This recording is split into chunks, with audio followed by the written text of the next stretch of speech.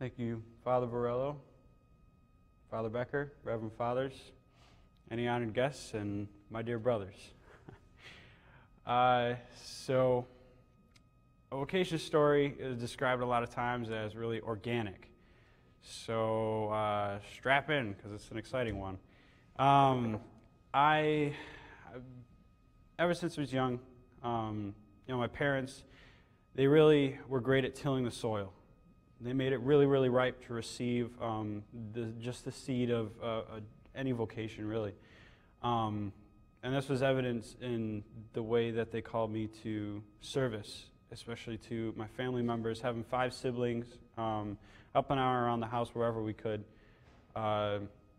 Everything all together was just made the soil really, really ready to receive something. So in 2nd grade, when a priest came around to visit the classrooms, he said he was going to replace me, and I said, sure, why not?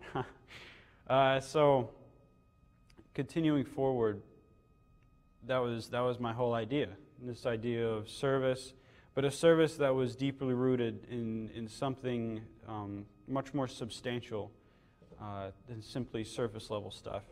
And this came forth especially in altar serving. I guess people can have a lot of different altars, but having the chance to altar serve brought me to the one true altar, and really brought my focus and my attention to what was really important to myself and especially to my entire family. So going into high school, I put on blinders. My desires began to, or seemingly contradict what the Lord was calling me to, and so I just kind of dug in and was like, all right, time for a struggle. And this was, I was pretty good at it, I mean, I got here, so, but those desires that were put for me. And the summer before, coming to seminary, I was already decided, everything was already applied.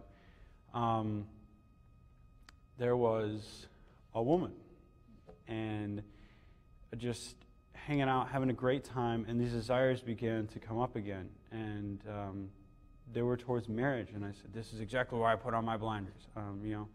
She was just beautiful, smart, everything that I desired, and it came up that way. Going into seminary, began to recognize that desires aren't something to run away from. And in fact, once I allowed desires to come forth and to really grow, especially in the way that God desired them to, that this became the source of prayer. This became the source of formation here at the seminary.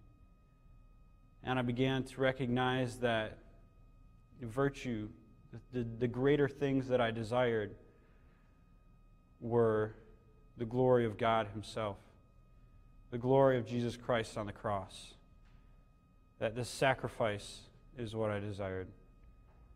So now I approach the one true altar with great desire, great love in my heart, and with all readiness to say, yes, Lord, I will follow you. And it is with great thanksgiving that I can say, praise be Jesus Christ, now and forever.